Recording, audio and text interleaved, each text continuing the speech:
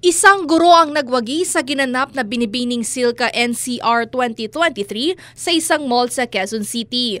13 kandidata ang nagpakita ng kani-kanilang kinang at nagpamalas ng katalinuhan pagdating sa Q&A portion. Subalit, umangat ang gurong candidate na si Verilyn Aquino na itinanghal na binibining Silka NCR 2023. Nagwagi naman na first runner-up si Pearl Mika Castrenz na sinundan ni Michelle Angelica Ocol bilang second runner-up.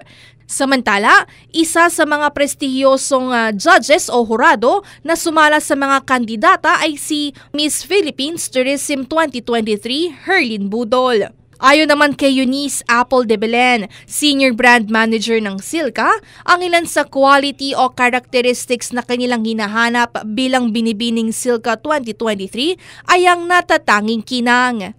So, she has to have the kinang. So ano ba yung kinang natin? Definitely the kinang stunning looks. Nakita nyo naman lahat naman sila winner sa looks, the confidence, how they really present themselves. And also the kumikinang na inner beauty. Syempre hindi mawawala yon. And also the kumikinang na ability to be able to contribute to the community. Maghaharap-harap muli sa Grand Coronation Night sa darating na October 29 ang 12 pang finalists mula sa iba't ibang rehiyon para sa titulong Binibining Silka 2023. Para sa aking special report, ako si Maine Barreto, nagbabalita ng tama, naglilingkod ng tama.